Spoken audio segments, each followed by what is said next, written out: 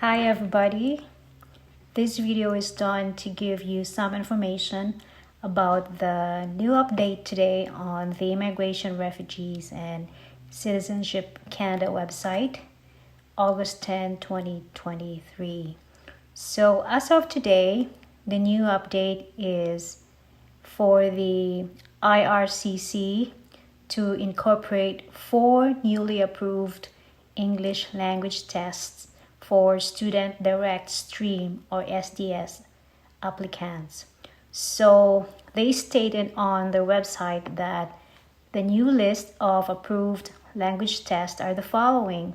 So if you have any certificate to any of these approved language tests, then you can use that in your application. So it doesn't matter what language test, as long as any of these and any of the ones that are mentioned here. So these are the new list of approved language tests. Number 1 is the Canadian English Language Proficiency Index Program, or known as CELPIP, general. So if you have the academic, that's good, but they only require the general. And number 2 is Canadian Academic English Language, or CAEL. I don't know how you read that one, but the abbreviation is CAEL. And the third one is the Pearson Test of English, or PTE. So they require the academic one. And the last one is the Test of English as a Foreign Language Internet-Based Test, or the TOEFL IBT. So you don't need to take all of that one. So you only need one proficiency language test. Then on top of that one, the government is also saying that you can also take the International English Language Testing System, or the IELTS. You could choose either the general training or the academic test. It doesn't matter, as long as one of those will be, as long as you have a certificate for one of those. And also, today, August 10th, the Ircc has made an update telling all the applicants for Student Direct Stream that the IELTS, or the International English Language Testing System, or IELTS, requirements for the Student Direct Stream will also come into effect today. So they made some changes, and the following are the changes. So whether you submitted your application before or on or after, so these are the changes that you have to take note. So number 1 change is, if you're applying from the 10th of August 2023 with IELTS academic, an overall band score, the average of all individual skills section scores of 6.0 is required. So that says that if you send an application, if you're applying from the 10th of August, that means today, if you're applying starting today, the IELTS academic overall band score required for the individual skills section is 6.0, average.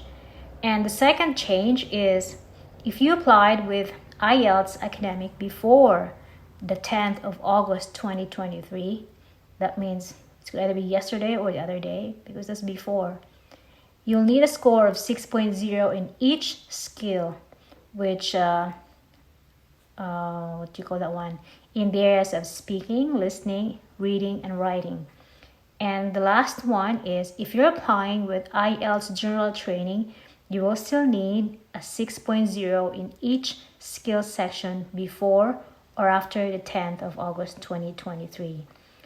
And take note that to be eligible, the government said that in order for you to be eligible for the Student Direct Stream, all test results must show a well-rounded command of an official language of Canada. It could either be English or French.